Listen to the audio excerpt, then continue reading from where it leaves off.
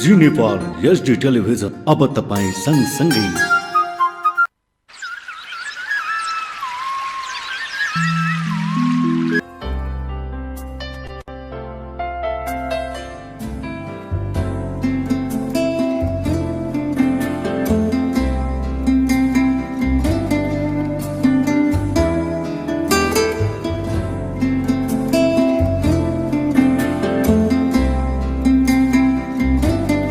दर्शकवृन्द नमस्कार। भाव सरोवरको यो 9औं अङ्कमा स्वागत छ यहाँलाई। आज हामी कार्यक्रममा एकजना अग्रज साहित्यकार, अग्रज साहित्यिक अभियन्ताका कुरा सुन्नेछौँ र उहाँका सिर्जना पनि सुन्नेछौँ।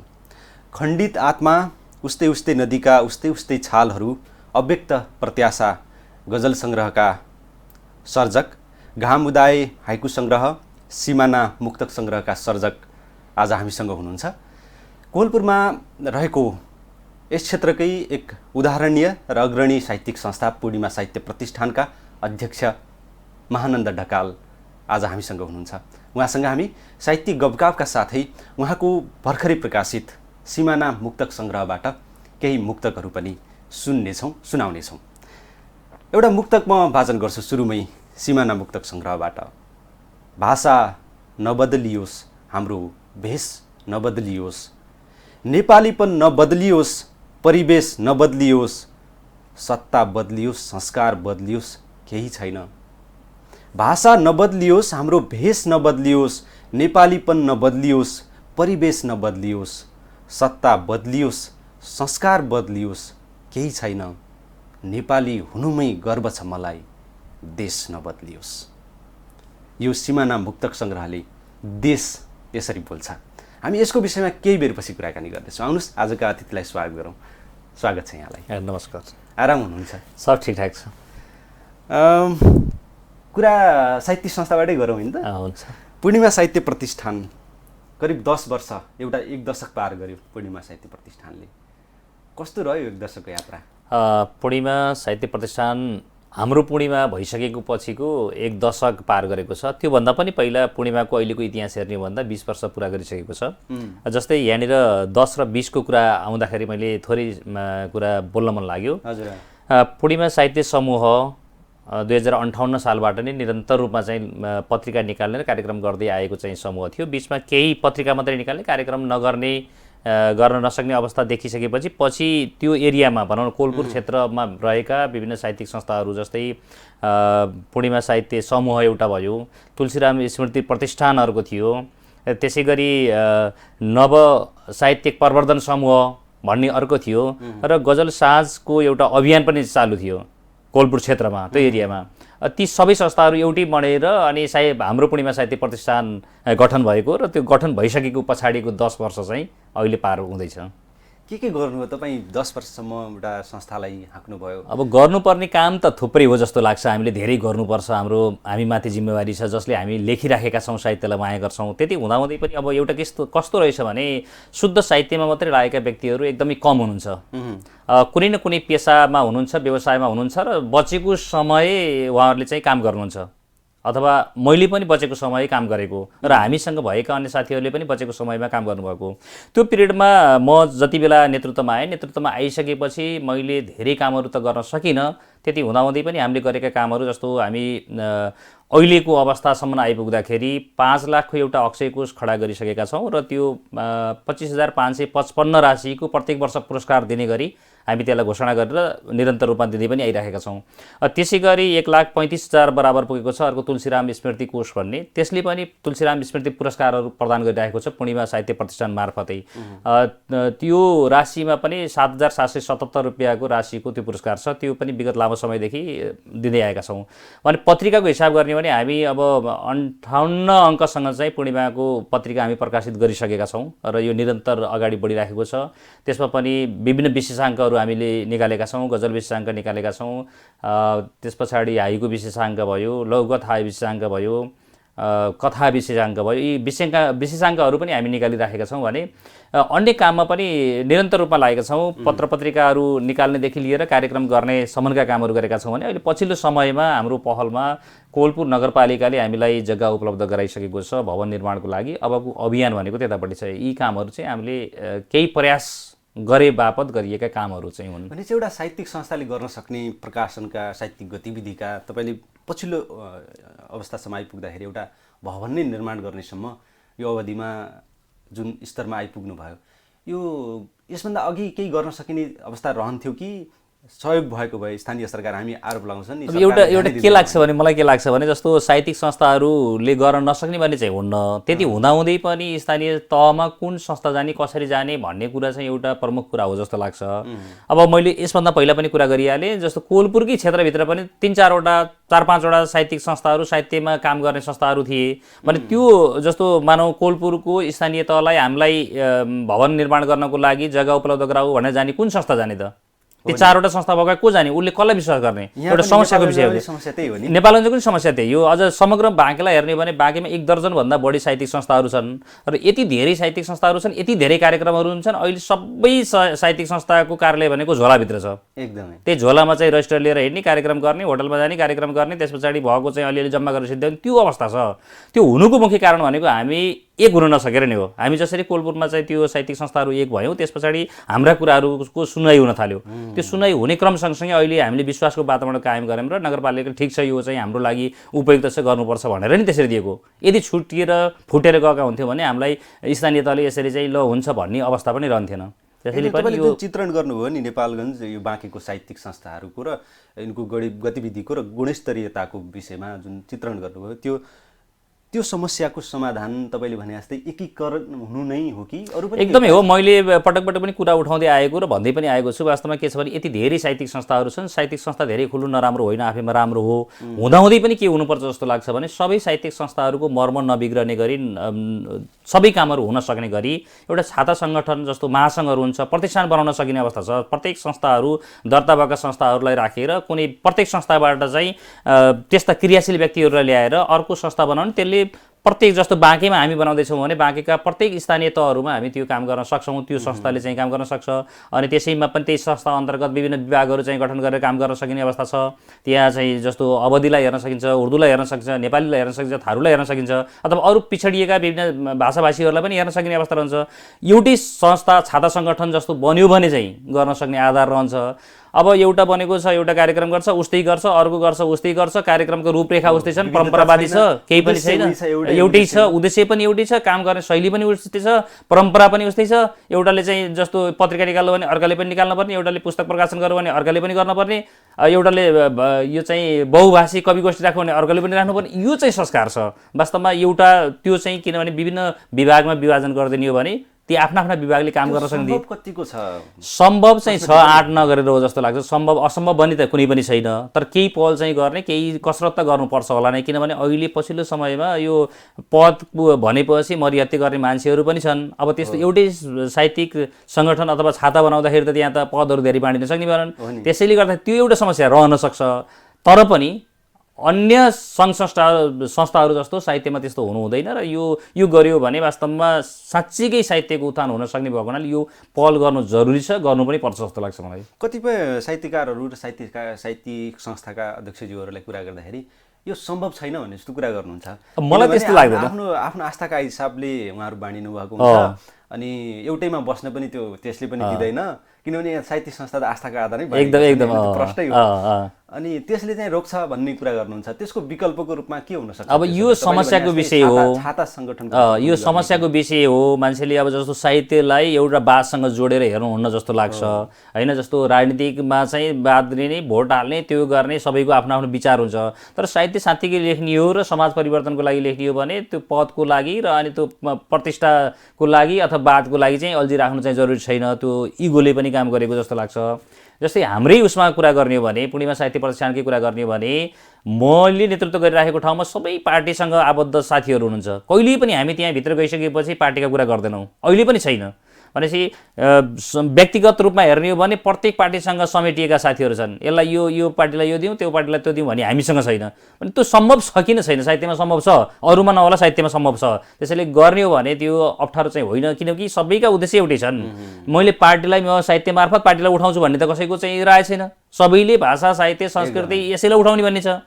एउटै उद्देश्य भइसकेपछि त्यो त कस्तो भने आफूलाई पद पाएपछि फलानु उसँग बासँग जोडिएको साथीले माथि हुन्छ कि भनेर त्यो हेर्नको लागि हो, नत्र भने त्यो समस्या छैन र समस्या हुँदै होइन। यो यसको सुरुवात चाहिँ गर्नु पर्यो, यो सुरुवात गर्न पर्यो। यो कसै न कसैले चाहिँ पहल चाहिँ गर्ने गर्छ र कसैले चाहिँ यसको लागि चाहिँ आफूले त्याग पनि गर्न सक्नुपर्छ। त्यस्तो पनि यसो कुराकानी गर्दाखेरि साहित्यकारहरूसँग उहाँहरूले के भन्नुहुन्छ भने यो आवश्यकता छ, पहल चाहिँ लिन कसैले पनि चाहिरहेको छैन। यो प्रश्न चाहिँ एकदमै छ। साहित्यिक यो विषयमा एउटा लामै बहस एकदमै आवश्यक छ होइन। यसलाई यहीँ राखेर अब हामी तपाईँभित्र प्रवेश गर्छौँ। सिमाना, अघि मैले एउटा मुक्तक सुरुवातमै वाचन गरेको थिएँ। सिमानाको त्यहाँ बाहिर त्यसको आवरण हेर्दाखेरि पनि काँडेतार सहितको सिमाना छ, तर हाम्रो देशमा काँडेतार सहितको सिमाना त छैन। त्यो के हो बिम्ब त्यसको बताइदिनु। वास्तवमा यो चाहिँ अब सुरुमा त पर्खालकै सङ्केत दिने कि भन्ने पनि कुरा आइराखेको थियो। अहिले हामी पर्खालै दिने अवस्थामा चाहिँ देश छैन, कम्तीमा नि काँडेतार लगाउन सक्ने अवस्था चाहिँ छ है। अहिले जति पनि समस्या, चाहे राजनीतिक समस्या हुन्, चाहे सामाजिक समस्या हुन्, चाहे आपराधिक घटनाहरूका कुरा हुन्, सिमानाको नजिक चाहिँ त्यस्ता क्रियाकलापहरू भइराखेका छन् र सिमाना पनि मिचिराखेको छ। पिल्लर साँझ सुत्दाखेरि एक ठाउँमा हुने, बिहान उठ्दाखेरि अर्को ठाउँमा हुने चाहिँ घटनाहरू थुप्रै छन्। अब यस्तो अवस्थामा कम्तीमा पनि सीमा रक्षाको लागि हामी नबोले को बोल्ने, हाम्रो पिँढी नबोले को बोल्ने, हामीले नगरे कसले गर्ने। त्यसैले कसैले चाहिँ अब कुनै माध्यमबाट जुन ठाउँमा छ त्यो माध्यमबाट चाहिँ त्यसले पहल गर्नुपर्छ भन्ने कुरा हो। र आफू चाहिँ लेखक भएको हुनाले, साहित्यप्रति चाहिँ रुचि भएको हुनाले मैले चाहिँ मेरो कर्तव्य के हो भन्दा लेखेर चाहिँ बताउने हो। त्यसैले त्यही सीमासँग सम्बन्धित आधारित भएर र पछिल्लो समयमा फेरि के छ भने सीमाको विषय अत्यन्तै गम्भीर तरिकाले उठेको अवस्था छ।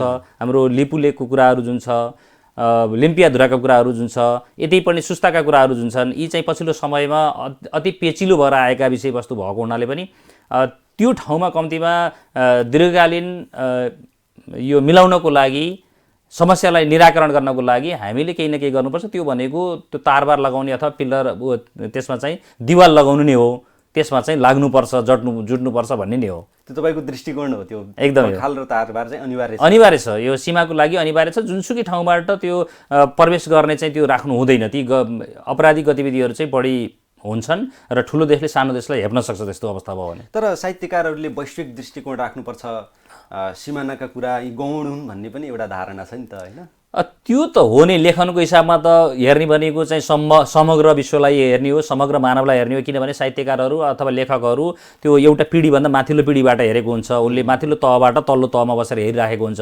त्यति हुँदाहुँदै पनि आफ्नोपन, आफ्नो संस्कृति, आफ्नो चाहिँ भन्ने त हुने भयो नि, कतै न कतै आफ्नो डोप त हुन्छ नि, आफ्नो प्रभाव त हुन्छ नि। त्यसले पनि त्यो कुरालाई पनि केही न केही हेर्नुपर्छ। होइन, यो होइन कि जस्तो नेपालले चाहिँ आफ्नो सिमाना बचाउने, अरूले चाहिँ वास्ता नगर्ने भन्ने चाहिँ होइन। आफ्नो जुन तोकिएको ठाउँ छ नि, त्यही सिमानाको विषयलाई लिएर चाहिँ दुईटा देशको बिचमा चाहिँ त्यो तनाव सिर्जना हुनु भएन। एक व्यक्ति र अर्को व्यक्ति बिचमा तनाव हुनु भएन। तनाव नहुनको लागि त एउटा निकास त हुनै पर्यो। निकास भनेको अहिलेको निकास भनेको के त भन्दाखेरि यो सीमाको बारेमा चाहिँ कुनै पनि समस्या सिर्जना नहुने हो। त्यसैले पनि अब साहित्यकारहरूले समग्र विश्वलाई हेरेको भए पनि, समग्र मानवलाई हेरेको भए पनि, सबैभन्दा माथिल्लोवाद मानवतावादमा चाहिँ साहित्यकारहरू रहेको भए पनि, तर हेर्ने ठाउँहरू धरातललाई चाहिँ बिर्सनु हुन्न। धरातललाई जोगाउनुपर्छ, मातृभूमिलाई जोगाउनुपर्छ। आफू जन्मेको ठाउँप्रतिको माया मोह, आफ्नो संस्कृतिको जागरण त गर्नैपर्छ। अनि प्रतिक्रिया कस्तो आइरहेको छ यो सिमानाको? मैले सोचेको भन्दा बढी प्रतिक्रिया आएको महसुस गरेको छु मैले। अब लकडाउनको समयावधिमा लेखिएको चाहिँ सिमाना र त्यही बिचमा चाहिँ प्रकाशित पनि भयो र विमोचनको क्रममा पनि अब सौभाग्य कस्तो मिल्यो भने अब अवसर पनि भन्नुपर्छ। यहाँबाट हामी चाहिँ सिमानामै पुगेर 10 गजामै गएर यो सिमानालाई विमोचन गरेका थियौँ। त्यसले गर्दा पनि कस्तो भयो भने धेरै ठाउँको पत्रपत्रिकाहरूले पनि यसलाई प्राथमिकता दिनुभयो। कतिले चाहिँ यो सिमाना र सिमानाको 10 गजाको कुरालाई, होइन, सीमा र सिमानाको विषयवस्तुलाई लिएर पनि लेखिराख्नु भएको छ र जिस राम्रै भएको छ। हजुर, मुक्तक हो। अब भएका मुक्तकहरूलाई निकालिहाल्यौँ। यो समयमा लकडाउनको पिरियडमा चाहिँ कृत्य निकालौँ भनेर निकालेको। मुक्तक सङ्ग्रह तपाईँको गजल सङ्ग्रह 3वटा आयो। हजुर, त्यसपछि हाइकु आयो। मुक्तक उहिलेदेखि लेख्दै आउनुभएको, तर धेरै पछि सङ्ग्रहको रूपमा आयो। सुरुमा त मैले चाहिँ जस्तो यो किसिमका मुक्तक होइन, यो अहिले प्रकाशित भएका मुक्तकहरू भने रुवायत शैलीका छन्, मुक्तकहरू छन्। मैले चाहिँ अलि अर्का किसिमका छोटा कविता जस्ता मुक्तकहरू लेख्ने, सुरुमा मेरो लेखन त्यहीँबाट सुरु भएको भए पनि अब त्यो पाटो छोडेर मैले चाहिँ यो शैलीका मुक्तकहरू लेख्न सुरु गरेँ। र गजल लेख्ने क्रम सँगसँगै पनि मैले मुक्तक चाहिँ लेख्दै आएको अवस्था चाहिँ हो। तर गजल कविता सङ्ग्रह निकाल्छु भनेर तयार भएको बेलामा गजलपट्टि लेख्न थालेँ। अनि गजल यो त कसैले लेखेका छैन, लेख्दैछन्, अहिले पश्चिमतिर चाहिँ गजल लेख्ने चाहिँ अहिले पनि थोरै छन् भन्ने सोचेर अनि बाँकीको हकमा चाहिँ बर्दियातिर बाँकीतिर गजल सङ्ग्रह निकाल्नेहरूको सङ्ख्या पनि एकदमै कम थियो। बाँकीमा त कसैले निकालेकै थिएन। अनि निकालिहालौँ, कम्तीमा नि एउटा हिस्ट्री पनि बन्छ, लेखन पनि अरूले पनि चाहिँ के रहेछ भन्ने बुझ्नुहुन्छ भनेर मैले चाहिँ 2058 सालमा पहिलो गजल सङ्ग्रह निकालेँ। त्यति बेला यहाँ बाँकीमा चाहिँ गजल सङ्ग्रह कसैका पनि निक्लिसकेका थिएनन्। यो नेपालगञ्ज क्याम्पसमा विमोचन गरेँ मैले। त्यति बेला पहिलो थियो, पहिलो चाहिँ गजल सङ्ग्रह हो। प्रेम प्रकाश मल्लले विमोचन गर्नुभएको। डाक्टर गोपाल प्रसाद शर्मा अधिकारी चाहिँ त्यति बेलाको अध्यक्ष हुनुहुन्थ्यो, क्याम्पस प्रमुख हुनुहुन्थ्यो, क्याम्पसमा निकालिएको। त्यति बेलासम्म यो गजल भनेर चाहिँ यहाँ जस्तो विमोचन हुँदै गर्दा यो गजल भनेको के हो भनेर त्यहाँका थुप्रै साथीहरूले सोधिरहनु भएको थियो। त्यसरी चाहिँ निकालेको अवस्था चाहिँ हो। गजल सँगसँगै तपाईँको लेखनी चाहिँ मुक्तकबाट सुरु भयो? लेखनी छोटा कविता भन्छु मैले होइन, अथवा मुक्तक स्टाइलका मुक्तक, त्यसलाई मुक्तक पनि भन्ने गरिन्थ्यो छोटा कवितालाई, अति छोटा कविताहरू त्यहाँबाट सुरु भएको। अहिलेको संरचनामा थिएन। अहिलेका चाहिँ अब जस्तो 4 लाइनका रुवायत शैलीका चाहिँ मुक्तकहरू छन् अहिले प्रकाशित भएकोमा, त्यति बेला त्यो थिएन। अब लेख्दै जाँदाखेरि जहाँनिर टुङ्गिन्छ 5, 7, 8 लाइनसम्मका पनि त्यसरी लेख्ने थियो। र अनि संस्मरणहरू पनि मैले त्यति बेला लेख्थेँ, संस्मरणहरू पनि। यो छोटा कविताहरू तपाईँले पढ्नु भएर योले मलाई योमा अलिक व्यक्त हुन सजिलो हुन्छ भनेर अब यस्तो कस्तो हो जस्तो लाग्छ भने मैले जस्तो कविता त अब विद्यालय पढ्दैबाट पनि ती पढेका आधारमा चाहिँ राम्रो लाग्थ्यो नै। सबैभन्दा मैले बढी घोक्ने भनेका कविता नै थिए सानो कक्षाबाट नै। त्यति हुँदाहुँदै पनि जब मैले युवा मञ्च रङ्गमञ्चहरू हेर्न थालेँ त्यहाँ चाहिँ छोटा किसिमका कविताहरू त्यस्तै 5, 7 लाइनका कविताहरूलाई उसले चाहिँ बढी महत्त्व दिएर छाप्ने गर्थ्यो। अनि त्यही लेखेको अरू लेखेको देखिसकेपछि यस्तो हुने रहेछ भनेर लेख्न सुरु गरेको अवस्था हो। पुरै जानेर बुझेर त्यो संरचना हेरेर लेख्न सुरु गरेको अवस्था चाहिँ होइन। त्यसरी लेख्दै लेख्दै अनि अलि लामा कवितातिर गयो। अनि कृति निकाल्छु भनेर चाहिँ तयारी अवस्थामा रहेको केही कुराहरूमा अलि अपुग जस्तो लाग्यो, किनभने दुई थरीका चाहिँ त्यहाँ मसँग चाहिँ रचनाहरू थिए, छन्दका पनि थिए, त्यस पछाडि छन्द बेगरका गद्य शैलीका पनि थिए। अनि मलाई कस्तो लाग्यो भने कुन कहाँ राख्ने र कि त छन्द मात्रै निकाले राम्रो हुने कि त गद्य मात्रै निकाले राम्रो हुने हो जस्तो पनि लाग्यो। त्यसैमा अलमल हुँदाहुँदै चाहिँ म चाहिँ गजलतिर लागिहालेँ। 51 सालबाट चाहिँ लगभग गजलको रूपरेखाहरू चाहिँ मैले अलिअलि हेर्न थालेको अवस्था थियो। मैले सुरुमा चाहिँ एकदम कम सामग्री हुन्थ्यो। त्यति बेला हामीले चाहिँ यो क्याम्पस पढ्दाखेरि एउटा सिर्जना भन्ने पत्रिका चाहिँ हामीले प्रकाशित गरेका थियौँ 52 सालमा। त्यति बेला एउटा गजल चाहिँ हाम्रो मधु शास्त्रको गजलहरू हामीले त्यहाँ प्रकाशित गरेका थियौँ। केही कुरा उहाँले चाहिँ गजल भनेको यसले बुध राणासँग मेरो भेट भएको, योसँग भेट भयो भन्ने कुरा पनि त्यहाँ गर्नुहुन्थ्यो, यस्तो छ भन्ने पनि त्यहाँ उहाँले त्यस्तो कुरो गर्नुहुन्थ्यो। पछि गइसकेपछि अलि पछाडिको समयमा म चाहिँ प्रेम प्रकाश मल्ल हुँदै भनौँ गजलको बारेमा चाहिँ यो प्रमोद प्रधान, विशेष गरी मैले गजलको गुरुको रूपमा प्रमोद प्रधानलाई लिन्छु। उहाँसँग चाहिँ यो गजलको बारेमा धेरै कुराहरू मैले सुनेको हो र लेख्ने तौर तरिकाहरूको बारेमा पनि मैले केही कुराहरू सिकेँ उहाँबाट। पछि लाग्यो कि यो गजलै सङ्ग्रह निकालौँ, गजलमै चाहिँ सबै लाग्नु भएको छ, युवा जमत गजलमै छ भनेर चाहिँ अनि गजल सङ्ग्रह चाहिँ निकालेको हो मैले। करिब 68 सालसम्म तपाईँको लेखनी लगभग 2-3 वर्ष 4-5 वर्षको ग्यापमा थियो।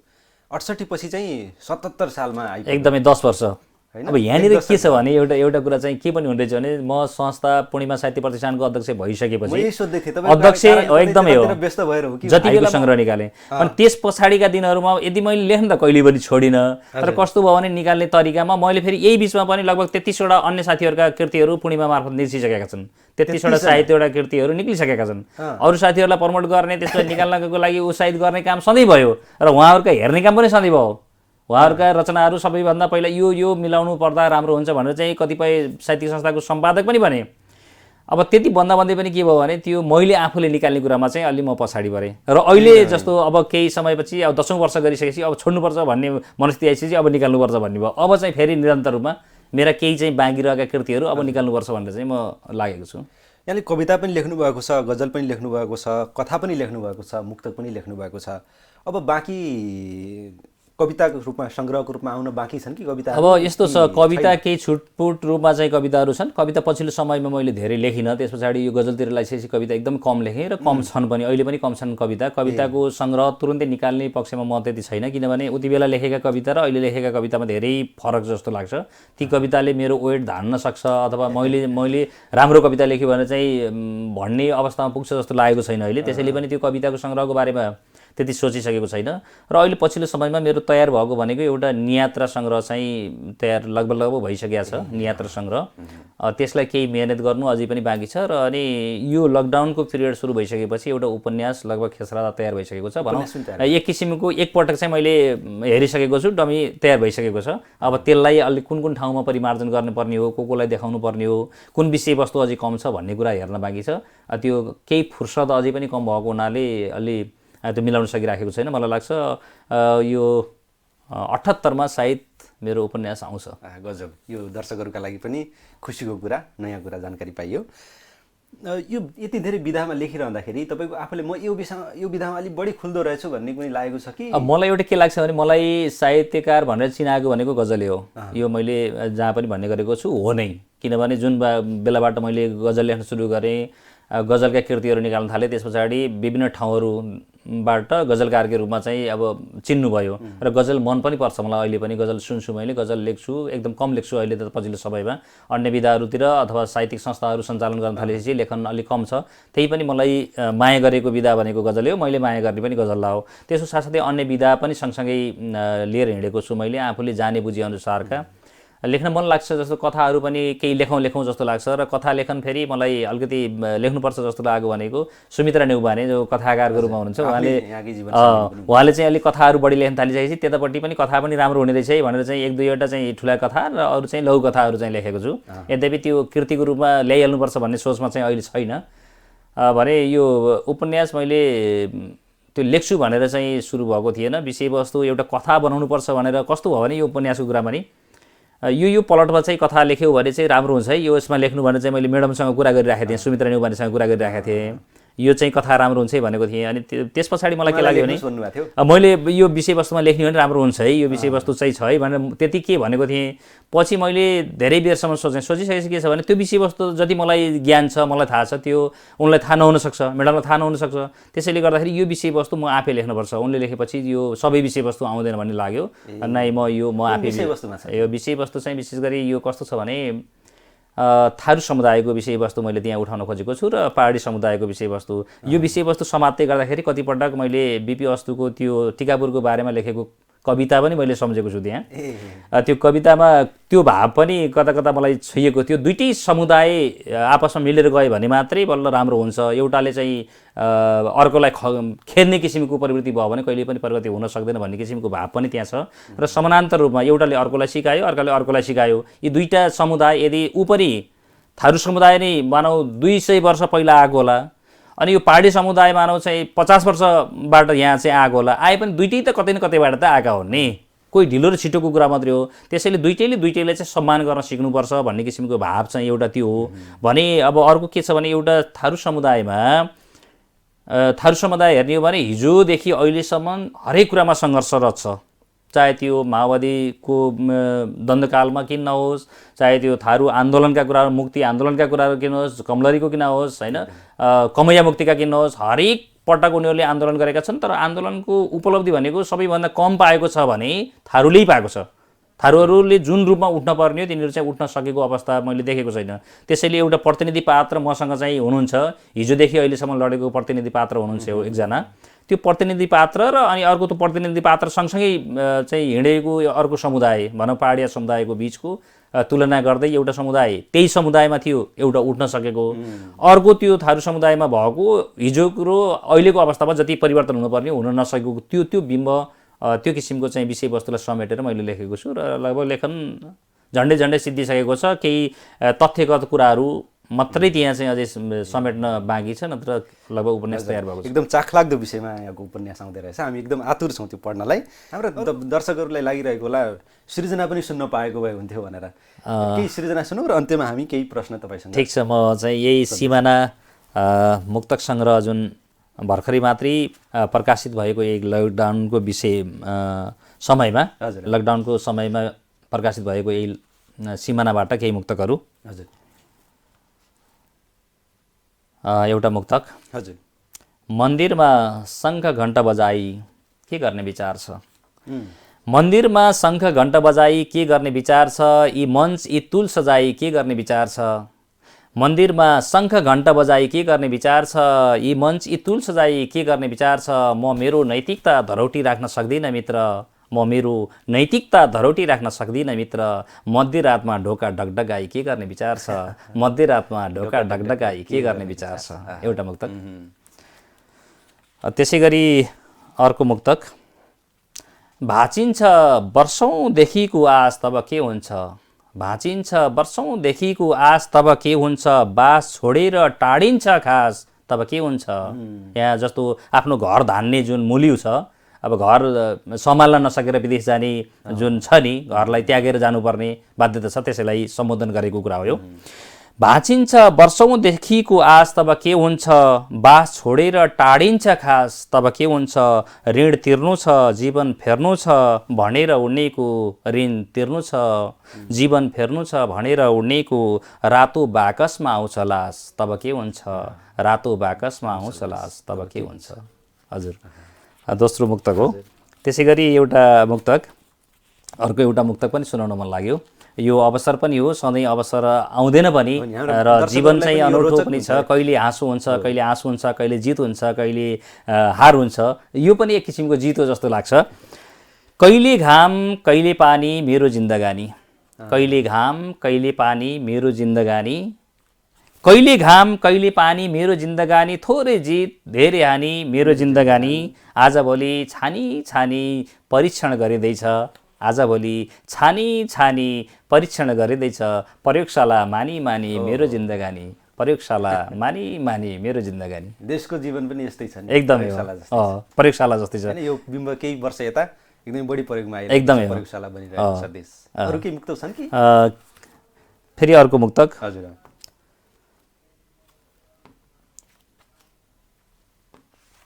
एउटा देशसँग सम्बन्धित। देश दुख्दा हाँस्नेहरू मेरा आफ्ना हुँदै होइनन्, देश दुख्दा हाँस्नेहरू मेरा आफ्ना हुँदै होइनन्, पीडा हेरी नाच्नेहरू मेरा आफ्ना हुँदै होइनन्, देश दुख्दा हाँस्नेहरू मेरा आफ्ना हुँदै होइनन्, पीडा हेरी नाच्नेहरू मेरा आफ्ना हुँदै होइनन्। आऊ देश बचाऊ भन्छ मेचिकाले विपत्तिमा, आऊ देश बचाऊ भन्छ मेचिकाले विपत्तिमा, आफू मात्र बाँच्नेहरू मेरा आफ्ना हुँदै होइनन्, आफू मात्र बाँच्नेहरू मेरा आफ्ना हुँदै होइनन्। हजुर। गजब गजब गजब। अब हामी कार्यक्रमको अन्त्यमा छौँ। म केही प्रश्न सोध्छु यहाँलाई, यहाँको वैयक्तिक रुचिका विषयमा। तपाईँको आदर्श साहित्यकार कोही छ? यो साहित्यकार जस्तै बन्न पाएको भए हुन्थ्यो। अब त्यो त्यसरी हेर्दा त थुप्रै साहित्यकारहरू जसलाई हेऱ्यो त्यो अलि माथिल्लो लेभलका साहित्यकारहरूमा यस्तो बन्न पाएदेखि हुन्थ्यो भनौँ न। माधव प्रसाद घिमिरे जस्तो बन्न कसलाई रहर छैन र? सबैलाई छ नि, सबैलाई छ। त्यस्तो त थुप्रै हुनुहुन्छ। अब यो नै बन्न पाए हुन्थ्यो भन्नुभन्दा पनि कम्तीमा मैले पनि साहित्य लेखेर यसले लेख्छ है भन्नेसम्म वातावरण तयार गर्न पाए हुन्थ्यो भन्ने चाहिँ हो। यसलाई फलो गर्छु भन्ने फलो यसैलाई गर्छु यो जस्तै बन्छु भन्ने चाहिँ त्यस्तो छैन। अनि अर्को तपाईँको रोजाइका लेखकहरू 5 जना सक्नुहुन्छ नि? लेखन मनपर्नेहरू त थुप्रै हुनुहुन्छ। जस्तो प्रत्येक विधागत रूपमा हेर्ने हो भने छुट्टा छुट्टै व्यक्तिहरू चाहिँ मनपर्ने अवस्था छ। गजल हेर्ने हो भने एकजना मन पर्नुहुन्छ, जस्तै कृष्णहरि बराल मलाई मनपर्छ। कथा हेर्ने हो भने मजनु बजरागी मनपर्छ। अब यो चाहिँ नियात्रा हेर्ने हो भने, अब नियात्रा हेर्ने हो भने यो हाम्रो चाहिँ नयाँ गरे मनपर्छ। अब छ थुप्रै कुराहरू छन्। जस्तो उपन्यास हेर्ने हो भने मलाई चाहिँ अमर नेउपाने मनपर्छ। थुप्रै व्यक्तिहरू हुनुहुन्छ, त्यस्ता व्यक्तिहरू चाहिँ जो हेऱ्यो त्यही मनपर्छ। विधागत रूपमा चाहिँ व्यक्तिहरू त्यस्तो पढेका कृतिहरू चाहिँ रोजाइका यसो अब मैले पढेका किताबहरू ठ्याक्कै यति यो कृति यी कृतिहरू नै महत्त्वपूर्ण हुनु भन्ने त त्यस्तो चाहिँ मैले सेलेक्टेड त गरेको छैन, छुट्याएको त छैन। त्यही पनि पछिल्लो समय मैले 2-3 पटक दोहोऱ्याएर पढेको भनेको यो सेतो धरती मैले 2-3 पटक दोहोऱ्याएर पढेको छु। हंस भन्ने अस्ति मात्रै मैले पढेँ। त्यस पछाडि कठपुतला पनि मैले पढेको छु। यो पछिल्लो समयमा पढेका किताबहरू हुन्। उलार पढेको छु मैले, अब लु पढेको छु। यी छन् के पुस्तकहरू छन् र कतिपय पुस्तकहरूको केही अंशले मलाई चाहिँ छोएको छ। त्यो पाठकहरूलाई तपाईँ पढ्न यी पुस्तकहरू पढ्दाखेरि ओहो मैले यो पुस्तक किन समातेछु भन्ने चाहिँ हुन्न। आफूलाई आनन्द दिन्छ नि यी पुस्तकहरूले।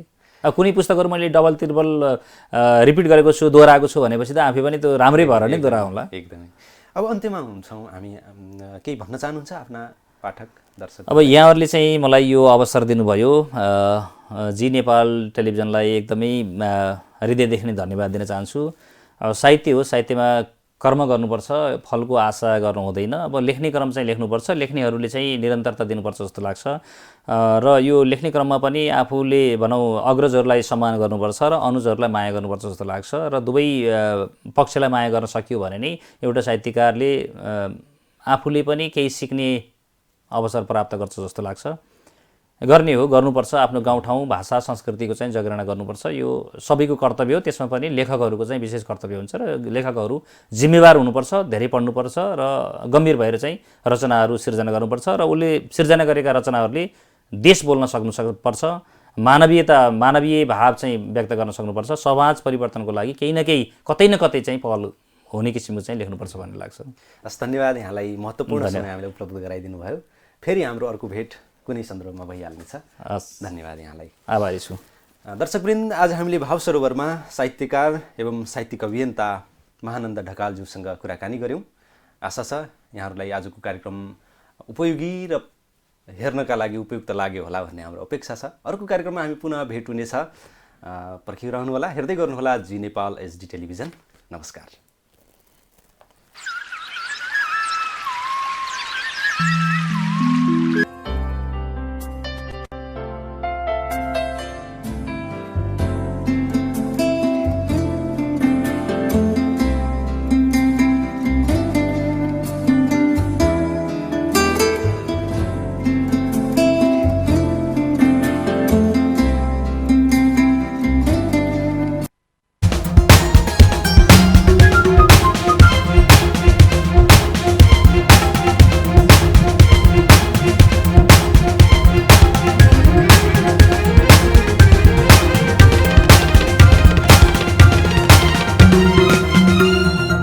जी नेपाल HD टेलिभिजन अब तपाईँ सँगसँगै